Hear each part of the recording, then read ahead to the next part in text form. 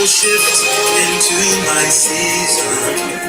I will soar Hey, to my destiny. what's up? I will have Come on into the room.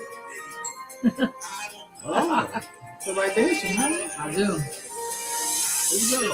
into my season. I will soar Mm. into my You destiny. know about the shoulders. Shoulders. Shimmy, Ah. Ben. Woo. Come on into the room. We welcome you to the village. Hopefully, you have had yourself a great weekend and an even greater first day of the week. Y'all, it was Monday today. You understand what I'm saying? And we are here on this 6th day of the month. You understand what I'm saying? So we welcome you into the village. We are glad to be having this conversation with you on tonight. If you're coming on, let us know who's out there. Let us know that you're there so we can give you an official greeting into the village on tonight. I'm glad to be in the number one more time. I know they used to say that when I was a kid. They would open service and say, aren't you glad to be in the presence of the Lord one more time? But listen, let me tell you something. I'm glad to be in the presence of the Lord. I'm glad to be in this here life one more time. So we're going to go on and slide this down because this person I can have a personal attitude with and I can display it to them in their face. You understand what I'm saying? And I don't want to have to do that. I want to love my dear brother Jonathan Dunn. I want to love him and I want to enjoy the music that God allows him to put out without me having to have an attitude because my Facebook clip don't got all muted and carrying on. My YouTube clip don't got took down because they don't flag me for copyright infringement of the sort. We don't want to do that. You understand what I'm saying? We don't want to do that, but we do want to listen. We do want to have fun. We do want to listen to the awesome and amazing sound of the one and only Jonathan Ulysses. Aloysius is the name. Aloysius. That's it. Aloysius Jones. Jones Dunn, huh? Come on in here. We welcome you again into the village. You know what it is. You know it's Monday. You see these two faces. You know what that means. But before we get into all of that, there's a question that we ask. You know what it is. Wait for it. Ooh. Are you waiting? All right. I think they're waiting. Here it is. How are you doing? That's a question to the room. I'm doing wonderful. I hadn't asked you yet. Oh, sorry. But hey, you know what I'm saying? I was on my way. I was coming. I was riding down the street. You just jumped out a little bit too soon, but it's okay. Hey, village, the word is, or the question is, how are you doing? But more importantly, how are you doing? I jumped the gun, but I am doing really good. I can't complain. I can't complain at all. Today has been a good day. Today was a great day. Good day, great day, whatever you want to call it. Absolutely. I'm doing very, very well. All right. How you doing, sir? You know what I say? I don't have bad days. I may have a moment, but a bad moment does not become a lifestyle. It just stays a moment. You understand what I'm saying? I don't let moments tear my days up. I don't. I just say, you know what, moment? We had it. Let's move on. You understand what I'm saying? But then I go back to smiling, acting like I act, doing what I do. You understand what I'm saying? So I had a great day today, even in midst of all the craziness that was going on at work. And it was some craziness going on at work. But I can say that I had fun. We made it through. We conquered the day. Can I get somebody out there that just knows that, hey, I'm sitting here, and because I'm sitting here, that means I conquered Monday.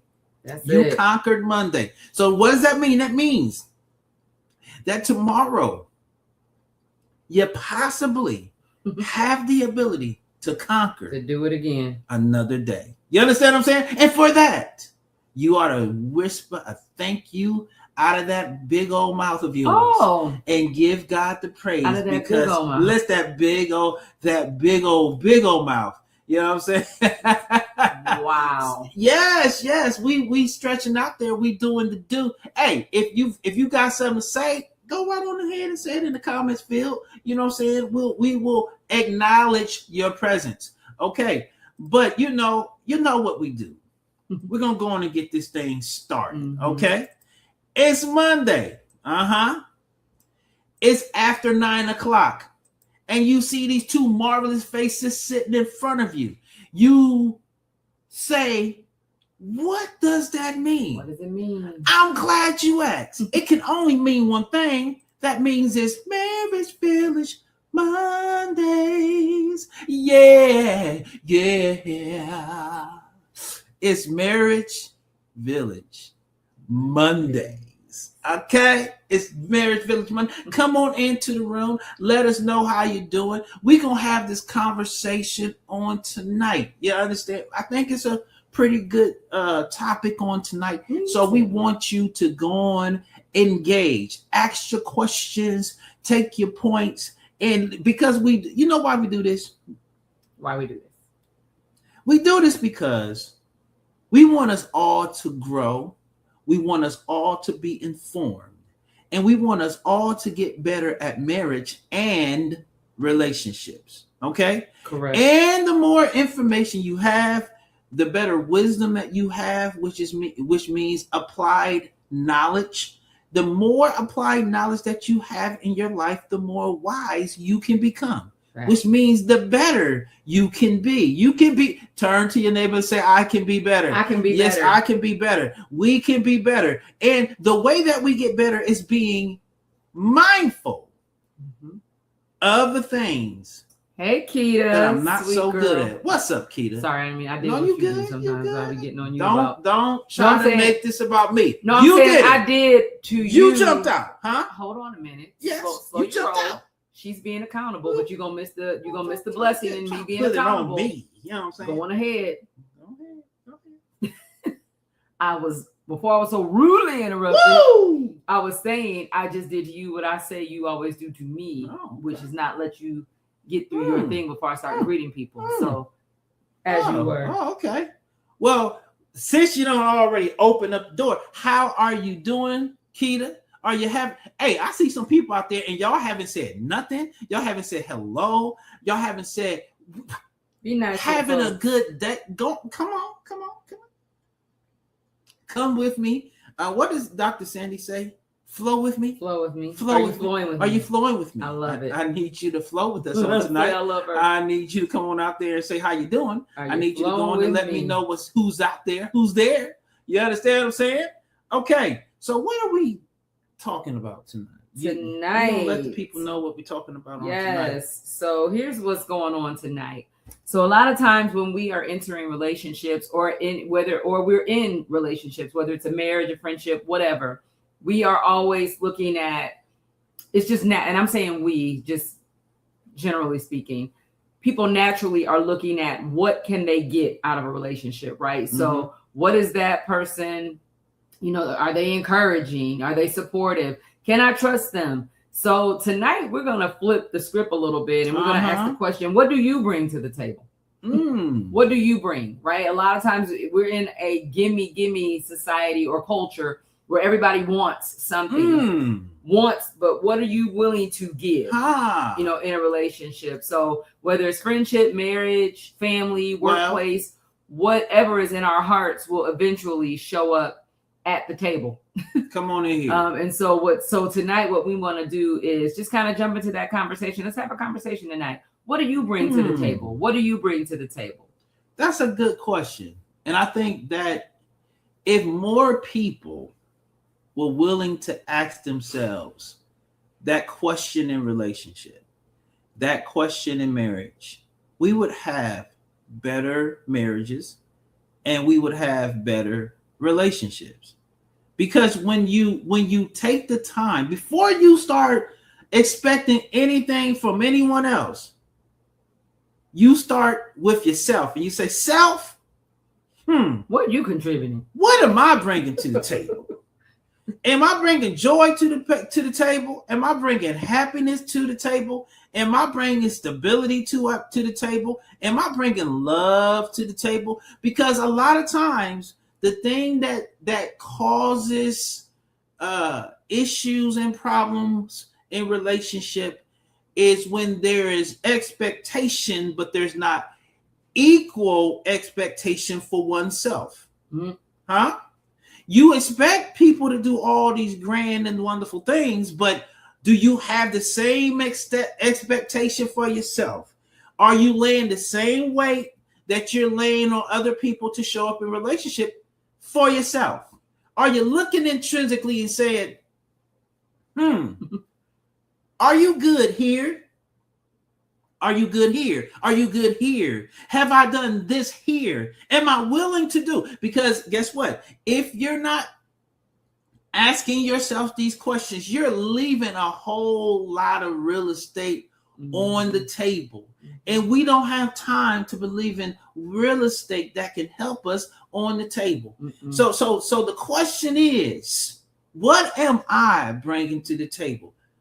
What are you bringing to the table? Are you adding value to the relationship? Huh? And right. And so and what are you bringing consistently? What do I consistently bring? Am I consistent? And what am I consistent in bringing? Am I consistently negative? Am I consistently combative? Am I consistently having a bad attitude or pessimistic? So a lot of times people will say, well, I'm not pessimistic. I'm just a realist. Oh, there's a thin line. Come on.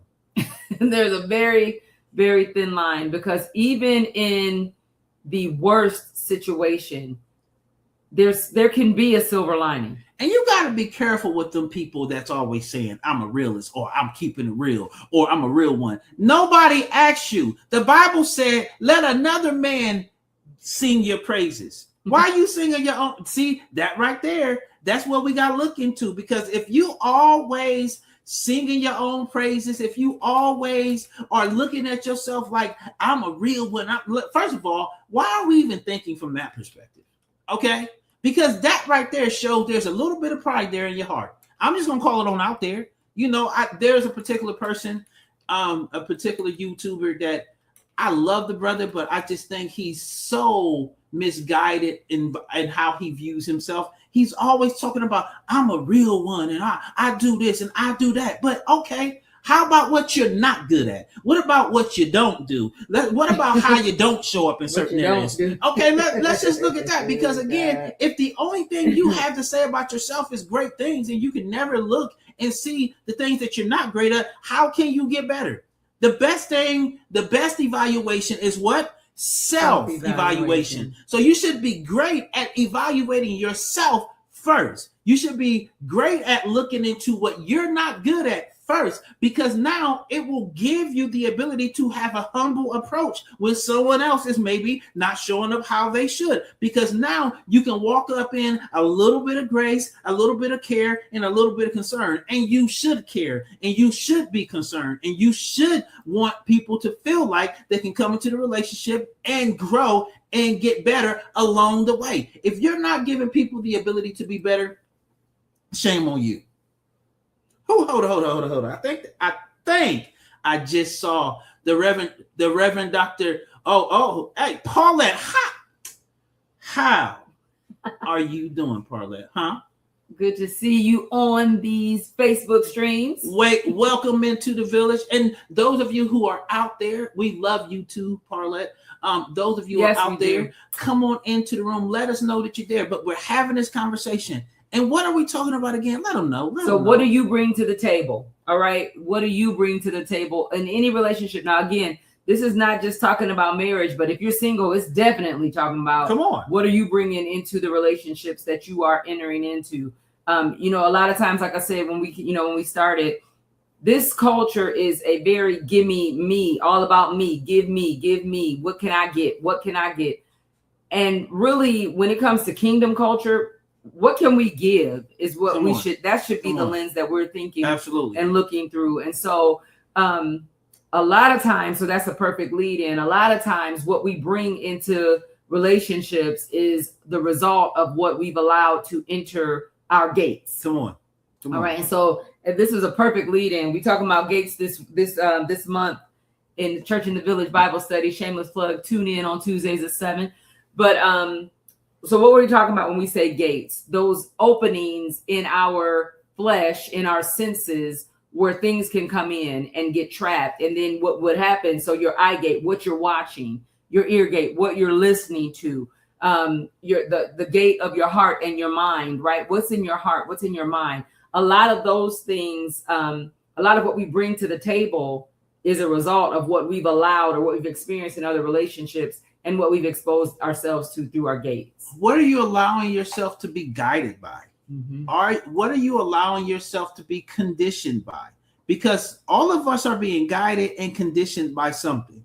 So the question is, what are you allowing to guide you? What are you allowing to condition you in the area of how you see yourself and how you see yourself showing up in marriage and in relationship? Yeah. Because guess what? You're doing one or two things. You're either being a value add or a subtraction. You're either being a value add or you're being a subtraction. So if you're being a value add, that means that you're bringing things to the table that make both of us grow, that make both of us better, that gets us both in a place where we are moving forward, we're moving ahead, and being better is a part of that process. Absolutely. We care about how we show up. We care about how we handle one another. We care about what we say. We care about what we do.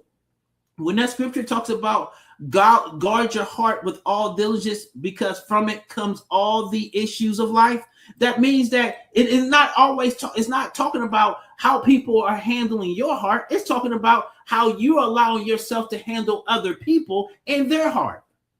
Wow. And how are you allowing yourself to be conditioned by what's coming out of you, guarding what's coming out of you? Not about so much what's coming into you, but it says it's not what goes into you that defiles you, but what comes out of you. So what's coming out of you, and is what's coming out of you adding anything to anyone else? Can anyone get any value from what you say and what you do? Mm-hmm. See, when you care about how you show up and you're guarding, I start with me first. If me and a person get into it, I'm starting with me first. What could I have done that could have been better in the situation that would have gave the situation a better outcome? I'm always asking that. I'm always wondering what I could have done. I'm always thinking about, what did I not do? Was I not showing up in grace? Was I not showing up in love? Was I not being patient? Was I not being kind? Because these are the things that you should be caring about when you're dealing with other people, and you care about what I'm bringing to the table. Yeah. If you're caring about what you bring to the table, you care about how you show up when you come to the table. Very much so. So we're gonna jump right in right out the gate. Point number 1. Relationships reveal what's in our hearts. Relationship reveals what's in our hearts. What are you saying? When you are in a relationship, what is in your heart for that person, for that situation, is going to come out. They have a way of revealing what's really inside of us. So if selfishness is really inside of you, when you get into a relationship, that's what's going to come out. Mm-hmm. Right? If genuine care and concern for people is inside of you, that's what's going to be reflected in that relationship. So that relationship is going to reveal, what's really in your heart. Well, the word says, out of the abundance of the heart, the mouth will speak. So what is more in you will come out of you through your speech. Mm-hmm. What is more in you will come out of you with how you let this thing handle people. Because this thing can be reckless. You got that right. This thing can be trifling. This thing can be a whole problem if you're not. And it's also, if you should be watching what's coming out of it, because what's coming out of it is showing you what's in it. If the only thing you have is negativity coming to your mouth, then 9 times out of 10, what's more in you is negativity. It's more times than not. Every time you get in a situation, you cussing, you flying off the handle, that is showing what is more in you is the things of this earth and not the things of God. It's showing what's in you is what you want and not what's best for someone else. So the question is, what are you seeing and what are you hearing when you're paying attention to what's coming out of you? What are you hearing? What are you seeing that's coming from your person? And how is what you're saying and doing impacting someone else, impacting the people that you are in relationship? Yeah. So when you're when you're stressed out, when you're misunderstood, when you're disappointed, what comes out? What rises to the top? That's what I'm saying. That's what we're saying. It's gonna come to the surface, whatever's down in there. And so what are you bringing to the table? What are you bringing to the table? So here's what happens. People often experience what's happening inside of us before we even know it's there.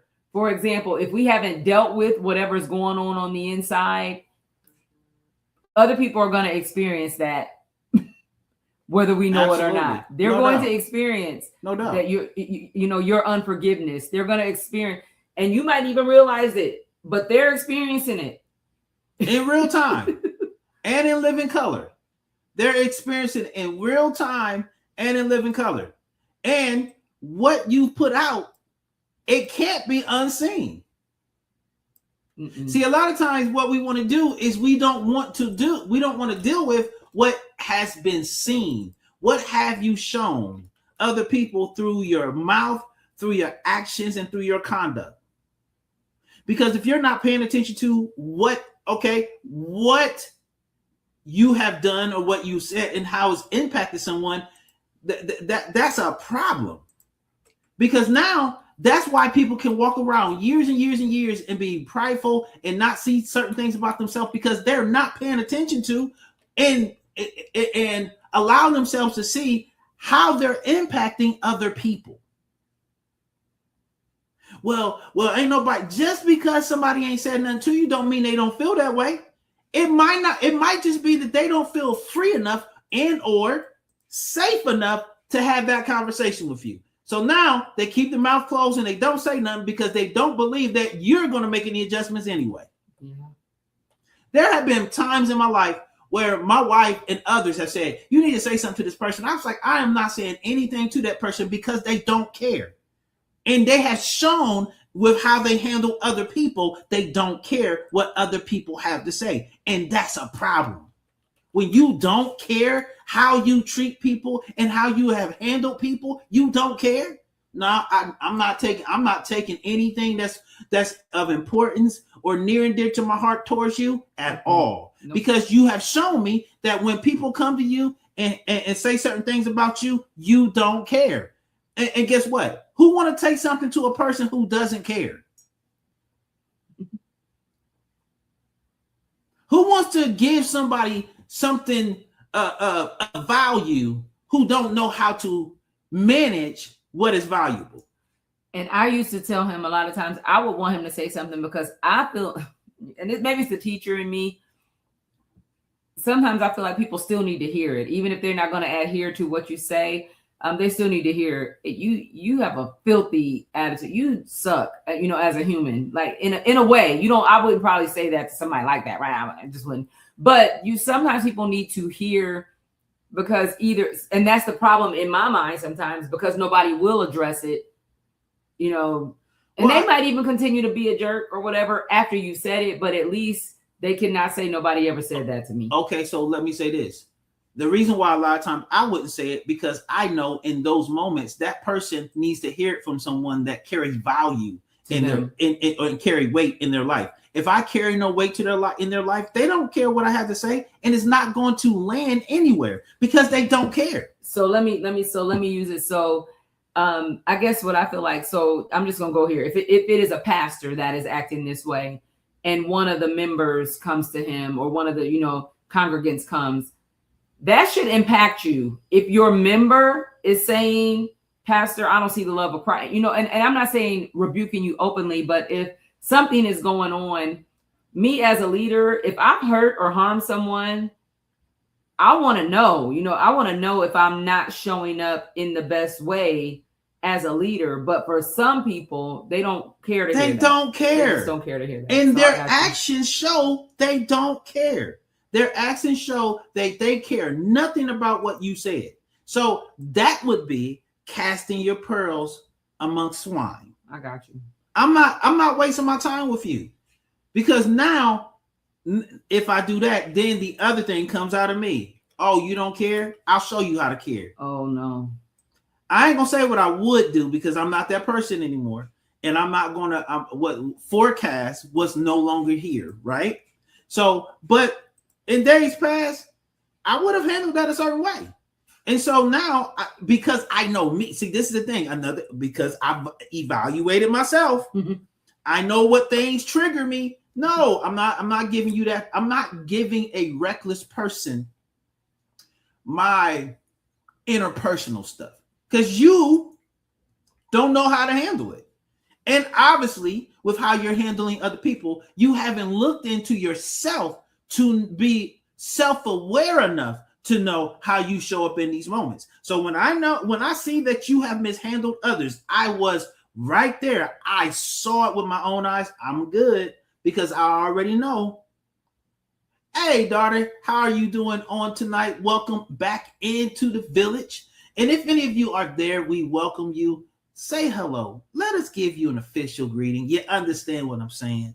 But again, if you just came on, we are talking about, what do you bring to the table? Come on. You were supposed to say it. It's a team effort. I know. All right. So what's point number 2? Point number 2, every relationship table has invisible guests sitting in the chairs. That's good. All right. I'm gonna post that. Every relationship table has invisible guests sitting in the chairs. Who are your invisible guests? All right. So some of those invisible guests could be old wounds, Woo! unresolved hurt, Oh Jesus, fear of rejection, past betrayals, disappointment, and unmet expectations, which we spent a whole 2-3 weeks on expectations. But those invisible guests that are sitting in those chairs, again, old wounds, things that, people have wounded you, and it goes right into the next one, unresolved hurt. So because you were wounded in a previous time and you never got that dealt with, you never got that hurt resolved. Yeah. Sometimes you won't get a resolution from the person that hurt you. So you're going to have to go to God and begin to, just kind of do that inward work, that spirit work. Absolutely. With Holy Spirit, partnering with Holy Spirit. Absolutely. To get healed. And not just healed, but made whole. Absolutely. I think a lot of times what happens is, and we do a session from time to time in the village called Dealing with Your Stuff. Dealing with the stuff that has plagued you and caused you issue in relationship over and over. If these things keep showing up in relationship, these things are things that you need to look into and get dealt with. Like if you have childhood trauma, guess where that childhood trauma is going to show up in? Your relationships. In your adult relationship. Absolutely. You're going to be acting like a full child, like a big old baby. And people will be like, what is going on with this person? Why? Because it's undealt with. It hasn't been healed. It hasn't been addressed. It hasn't been taken to the clinic or to the doctor. Maybe it needs to go to the ER. You need help right away. Don't ignore it. Go get help. Get help. Deal with the stuff, because if you're not dealing with it, it is causing you problems. And it is bringing issues into all of your relationships, not just your intimate relationships, not just your marital relationships, not just your friendships, but all of your relationship is experiencing that person. For sure. So how does that show up at work? Some of y'all be like, well, I don't act like that at work. Yes, you do. When they don't call you or they don't go with your idea and then you kind of go inward and be like, yeah, the last time I was in this other job and they never listened to me. That is a sign that something is unhealed, right? Because and it's that old wound that was never addressed. Then you have the fear of rejection. What does that mean? Just because somebody doesn't accept your idea, or in that relationship, you come to your first disagreement, or maybe you don't see eye to eye, or they don't go along with what you want, then automatically you're overtaken with grief and rejection. That's an unhealed thing. And you shut down. Yeah. And you stop being operable.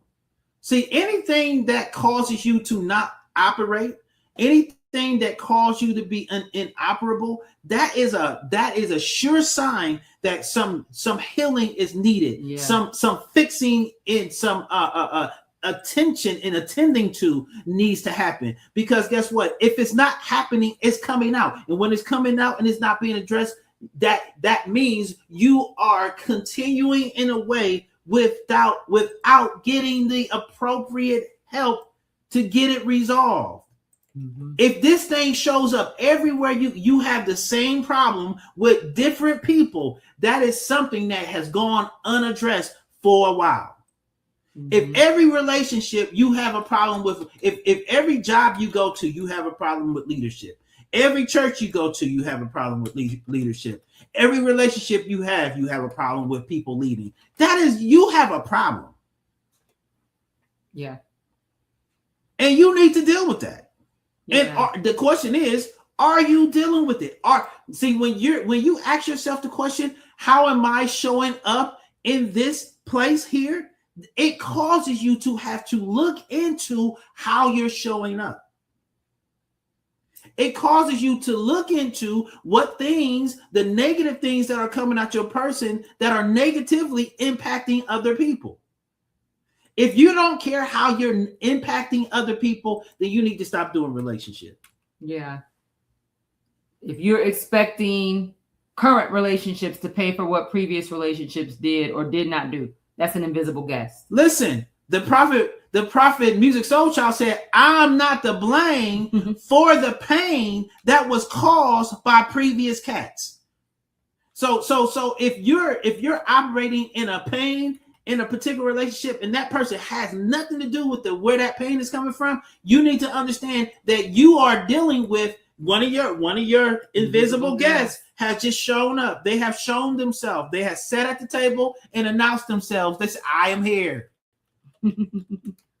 What are you doing with that? When your invisible guests start to speak out of turn, act out, get crazy, what are you doing? Are you paying attention to it? Are you addressing it? Here's another one. Let's invisible go. guest. When well-meaning or good intended feedback is always interpreted as an attack, that's an invisible guest. There's an invisible guest at your table, right? You want people in your life that you trust enough to give you feedback. And at work, you doggone for sure want some feedback at work, right? Because nobody wants to go to a job every day or spend their time in a career and they're not getting feedback about how well they're doing, or if they're not doing something as well as they could, right? So when people come to you, assess, when people come to you and give you feedback or, to try to help you, how do you interpret that? Do you receive it as an attack? Man. If so, there could be an invisible guest. No. There is an invisible guest. Because if a person can't get, this is the thing. If you have a desire to evaluate anything, if you have a desire to evaluate yourself, to know how you are showing up, well, the way that you find out how you're showing up is through people telling you what they evaluated from the actions of your person. And that's going to show up in feedback. People are going to give you feedback. And you should be able to take feedback without always feeling like somebody trying to hurt you or harm you or talk bad about you. You need to hear what you're not good at. You do. If you are not good at communicating, why would you want to be the first one talking when you're not good at communicating? But if you're the first one always trying to talk, but you're horrible at communicating and no one can say to you, hey, you might want to go take a couple of what's that one, the one class that we used to take that help you with speech, public speaking, Toastmasters. You need to go sit in a couple of sessions with Toastmasters, because now you need to, because what you're going to learn at Toastmasters, they're going to tell you, they're going to evaluate how you're handling dealing with public speaking, and how you're handling people, and how you're handling yourself when, let's just say you're handling yourself and somebody, you got this one person in the class that just keep doing, and now you're taking it personal. They keep no, they just want to know. Some people are just those types of people. They don't mean anything mean to you. They just want to ask all the questions because that's how they learn. That's how they learn. And if you getting triggered because they keep asking you questions, that means that the evaluation process hasn't happened a lot in your life. And you should be willing to allow yourself to be evaluated so you can know what you're good at. If you go into any field, I don't care what it is. It can be computers. It can be being a doctor, being a lawyer, whatever the case may be. What do they do? You got to go to school. And in school, you get evaluated. How do you get evaluated? They give you tests to see where you are with your knowledge. Mm-hmm. And then they give you pre-test, and then they give you the actual test, because they want to know, are you retaining the knowledge? Are you good at knowing what your responsibility is in this particular space? Facts. So here's one last invisible guest, and then we'll move on to the next. I don't want to stay on these too long, but so a friend or somebody betrayed your trust 10 years ago. Now you struggle trusting people who have done nothing wrong. These people, you just met them, but automatically you don't trust them. Invisible guest. Listen, okay. How do you know the invisible have now become visible? Because someone else recognizes it. Mm-hmm. Yeah. If you got, let me say this. If I'm recognizing it, it's pretty visible. if your buddies can be seen from other people, listen. Now your buddies what was invisible to them and known to you have become known to us. And what are other people going to say? Is everything okay? This thing just popped out. I don't know where. What's Elder Sis? Come on. What's up, sis? Love you, sissy. Tonight we are talking about. Come on. What do you bring to the table? What do you bring to the table? And we're talking about. So right now we're talking about the invisible guests, the things that we bring to the table of relationships, that they are invisible guests. They're sitting there, and we may not think other people can see them, but they are. They're able to see. So like old wounds, unresolved hurt, fear of rejection, past betrayals, disappointment, unmet expectations, these things that they're invisible. We think they're invisible. We call them the invisible guests. They may not be like taking up a seat that everyone could see, but when you get into any different relationship, those guests, they're made known to the ones you're in relationship Absolutely. with. And when they made known now, it means we both have knowledge of that guest sitting at the table. Mm-hmm. And now, what does that mean? Now I have to acknowledge that it's been seen. Are you addressing what's been seen? Are you addressing what's coming out of your person? So how do you address it? Here's a question. Have you invited God to help you address your invisible guest? Because here's what I know about the Lord, what I've learned about him, the things that I share with him in my prayer time, in my secret time to work on, he will help. Absolutely. Holy Spirit is a helper. Absolutely. That's literally a part of what Holy Spirit means, what he encompasses, right? Mm-hmm. Help. Absolutely. But it also says that he will make known all truth to men or to man. So any truth, any realization that you need to be made aware of, Holy Spirit will bring it. It will acknowledge it to you. It will show you. He will definitely show you. And how we know it's being acknowledged.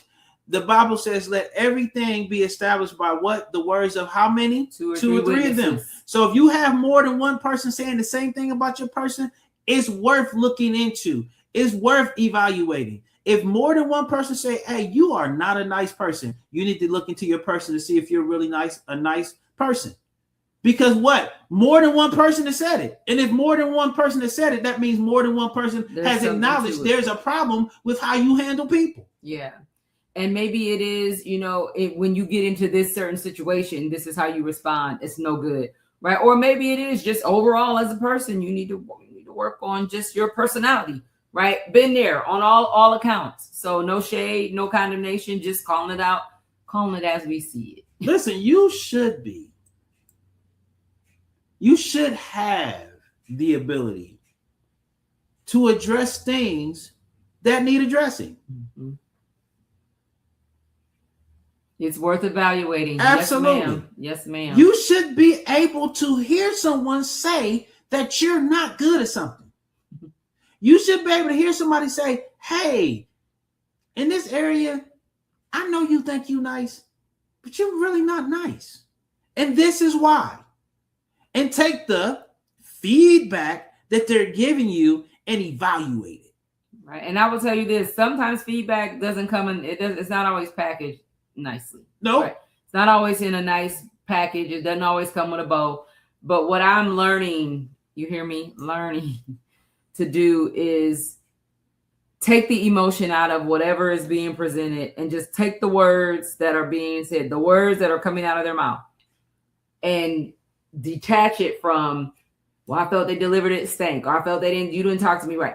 Take all that out of it and just take the words that were said, the literal words that were said, lay them before the Lord and before myself, right? Because some things we asking God to do, and all you got to do, look at you, take a look in the mirror. Come on, Michael Jackson, man in the mirror. Listen, look in there. In other words, what she's saying is disarm your emotions so you can hear truth. Yes. Disarm your emotion. Disarm how you're feeling. Disarm what may be coming to your mind and to your heart, and allow it to disarm all how you feel, because your feelings cannot lead to anything but feelings. Feelings can only lead to feelings. That's it. You ain't governed by no truth or nothing. You just feel it. This is how I feel. It make me feel this way. It make me feel like I want it. Like, no, disarm all that and hear truth, because now truth is going to bring truth to your feelings. Absolutely. And that kind of plays very nicely into point number 3. Our relationships are directly affected by what we consume. So this is where we talked about those gates, right? So I'm gonna go to the ear gate first. All right. So I sound like somebody. Anyway, never mind. So with the ear gate, what voices are shaping your perspective? Yes. Is it the voice of your feelings and emotions? Is it the voice of the flesh? Is it the voice of the enemy? Right? There's a lot of options there. But here's what I also know. Sometimes we're blaming the devil for stuff that is literally the flesh. There is a difference. That's it. There's a difference. But this is the thing. When it comes to dealing with this stuff and disarming these areas, you need truth to help you disarm this stuff. You need insight. You need wisdom. You need people, because this is the thing. Just because somebody has something that's not what you consider to be the best thing to say about you, it doesn't mean that it's not true. And now, what voices are shaping how you're receiving that information? Mm-hmm. If you hang out with ultra emotional people all the time, then guess what you're going to be? You're going to be an ultra emotional person who has no ability to control themselves when truth is being given, because you are allowing ultra emotion to shape how you think from these perspectives. Mm-hmm. What are you watching on TV? What music are you listening to? All of this stuff is shaping your thoughts. It's shaping how you think. It's shaping how you process through your emotions and your feelings. Go ahead. Go ahead. If you're always watching all these dramatic shows and these depressions, and you always depressed, I wonder why. If you always watching these shows where there's a whole bunch of aggression and you always aggressive, I wonder why. What's shaping how you're showing up, what you're putting yourself around.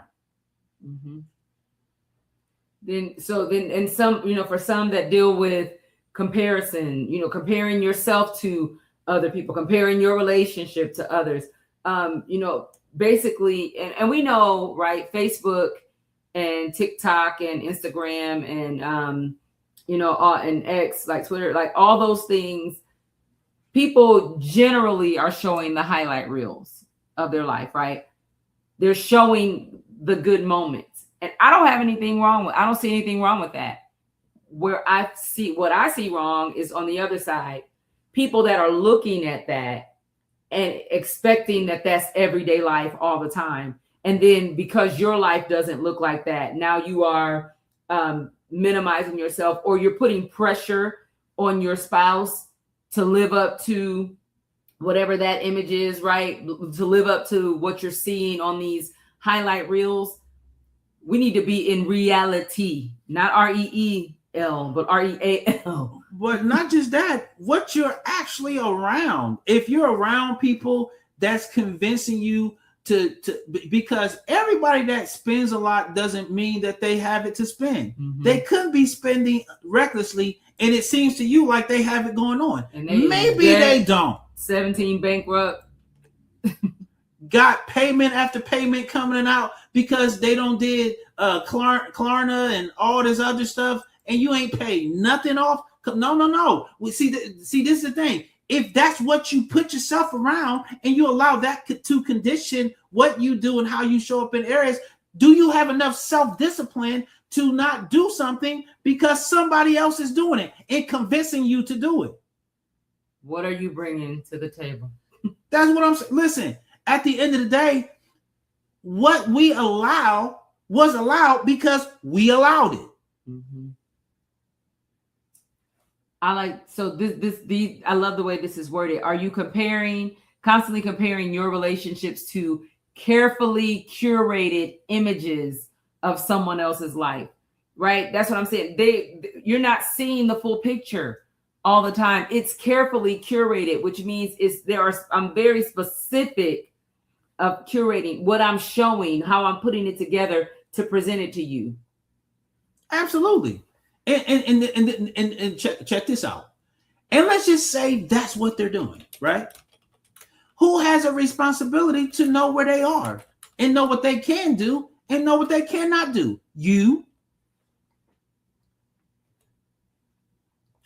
If I go out with my dad tomorrow and my dad want to go shopping and he out here flossing, he out here doing all the things, and I know I need to go out here and pay this car note, and I know I got this bill due. Do you think I'm going to allow my dad's flossing to encourage me to spend what I don't have? Absolutely not. Why? Because that's my responsibility. I don't care what my dad doing. I don't care what my friends is doing. I have a responsibility to my home and to my finances to know where I'm at and not to get pulled into a place that I can't live in that moment. That's my responsibility. I don't let people pull me places that I know at this particular point in juncture I can and neither should I live. And then you wonder why you get to the end of the month, you ain't got what you need, you frustrated, now you mad because you can't pay your bills, and now you can't get that shirt or you can't eat the food that you want to eat because you made bad decisions hanging out with other people. Come on, man. We got to do better in those spaces. We got to know for us, managing you, looking at you and say, if you can't hang around these people, stop going around them. If you can't be disciplined or walk in self-control, stop going around them until you can. See, that's what self-evaluation will allow you to do. Self-evaluation with truth will allow you to look at your situation and say, nah, I still got a little growth I need to make there. So until I can be around you and operate in my growth, I'm gonna hang out. I'm gonna stay back. I'm not going, because I'm easily influenced to make bad choices when I get around people who have influence in my life. That's just what it is. And if that's you, I'm not saying that that's bad. What I'm saying is now let's acknowledge where we are and make the appropriate adjustments. Because now you can't be mad when you don't have the ability to do certain things, when you were you were the reason why you're there. Now you mad at everybody else except who? You. Look at yourself in that mirror and say, you know what? We did this. We're going to get out of this. For sure. You know what I'm saying? For sure. So essentially, whatever enters your gates will eventually influence how you show up in your relationships. All right. So again, whatever enters your gates eventually shows up and influences how we show up. Eventually influences how we show up in relationship. All right, do this. You go out, right? You go out with some friends, right? Y'all go out to eat. And normally you don't eat sweets. Normally you don't eat after 7 o'clock. Well, normally you are self-controlled. You get around everybody, and everybody is, oh, I'm going to get me some of this ice cream. I'm going to get me some of these Twinkies and Ho-Hos. I'm going to get me some golden Oreos. Oh, I'm just going, oh. And then all of a sudden, guess what? It jumps on you. You be like, you know what? I'm going to have me one of them cookies too. You know what? I want some of that ice cream too. And you know you lactose intolerant. Oh, no. Ice cream going to tear you up. This. And you don't sit there and let everybody convince you to do something that you normally have discipline in. You see what I'm saying? So you're not showing up as you. You're blending in with whatever for the sake of whatever. Get that invisible guest came. The blend-in guest came and sat at the table. That invisible guest just sat down and like, hey, we're going to eat right now because everybody else is eating. No, you don't have to do that. Keep your discipline. Okay. Or if you want to meet in the middle of the road, just get something, but don't get what everybody else got. Don't get a big portion. Ask them, do they have a baby portion? I'm just saying. I'm just trying to give help here. You know what I'm saying? What's next? So number 4, and we're rounding home. Healthy relationships require healthy contributions to be brought to the table. Absolutely. If you want a healthy relationship, you need to bring a healthy contribution. Absolutely. To the table. All right. So basically, it's not saying that you're perfect, but it is saying that you're consistently desiring to be healthy, a healthy individual and a healthy contributing partner in the relationship, whether it is a marriage, whether it is a friendship, on your job. You need to be a healthy contributor. When was the last time you asked one of your friends or asked somebody that you have gained or given the ability to have influence in your life, how am I showing up? When's the last time you asked that? Because that should be a question that you ask when you care about how you show up in front of people or to those people who matter to you. Mm-hmm. That should be a question that you ask on a pretty consistent basis. You should be able to show up and say, okay, how am I showing up? How in your world, how do I handle you? Mm-hmm. And don't control their response or reaction to your question. Take it. And while they're talking, write down the pointers. I show up this way. I show up this way. They said I do this. Go to someone else and ask them the same thing. How do I show up? And let's see. You should get at least 2. Get at least 2 or 3 people. Mm-hmm. And now, what do? Ask them the same question. You write down your answers and see if their answers are similar. If their answers are similar 9 times out of 10, guess what? That's an area you need to work on.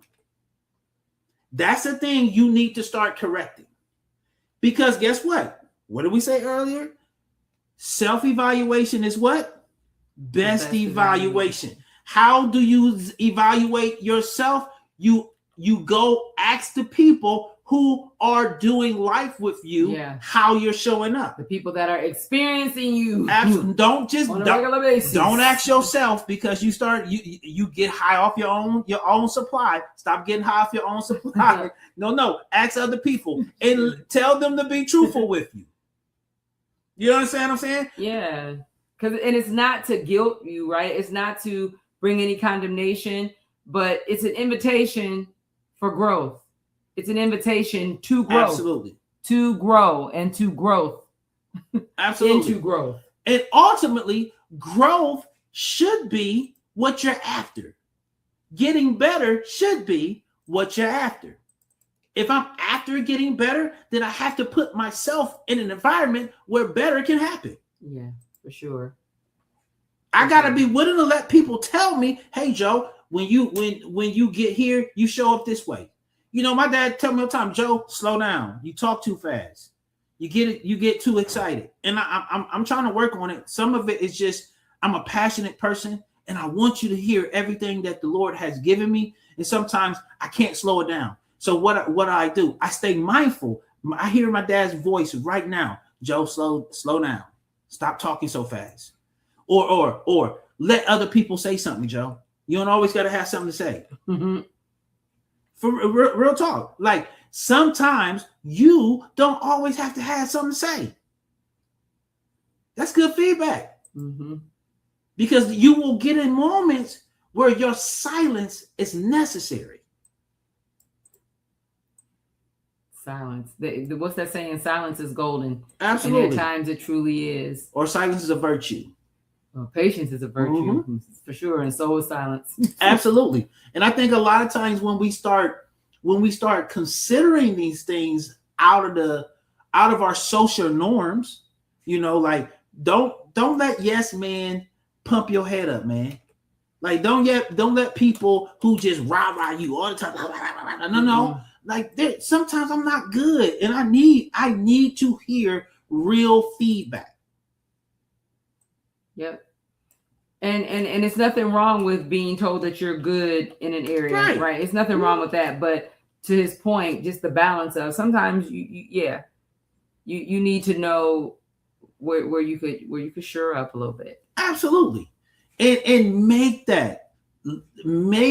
getting balanced feedback a part of your life.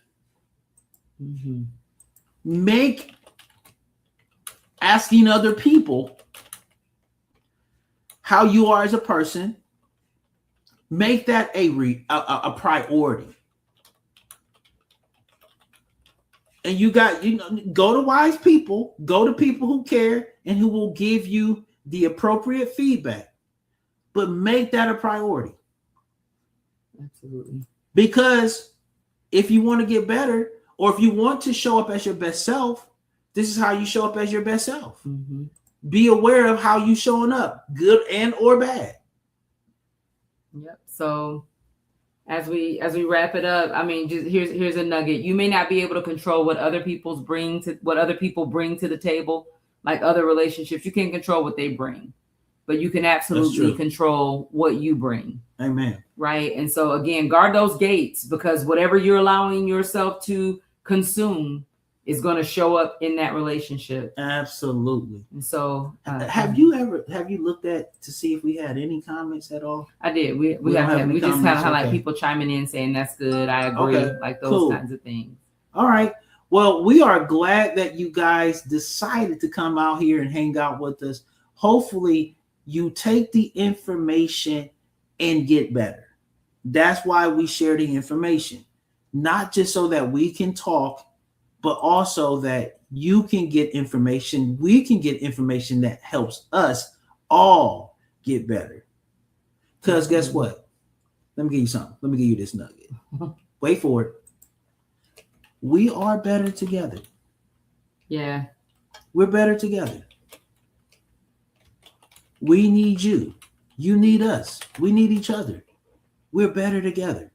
And I know right now we're living in a culture that's not pushing unity, that's not pushing love. But guess what? We all need one another. Mm-hmm. We are better together. The Bible says that the two are better than one. We need one another. So we love you guys. You have anything you want to add, you want to say before we get out of Love here? y'all very much. Thanks for joining the conversation tonight. Absolutely. And we'll see y'all this same time next week. Next week. And listen, know this. We are working hard to get this dang conference. We are. I want you to stop saying that. I am. I know. I got it. I'm saying this for me. I'm saying it for me because I'm getting frustrated with people. I'm saying it for me because it is truthfully a desire in my heart. God has placed it on my heart. So, yeah, that's it. Great things are coming. I Absolutely. do know that. Absolutely. Love you guys. Have a great one. We'll see you same time, same place next Monday. Love you. Love you.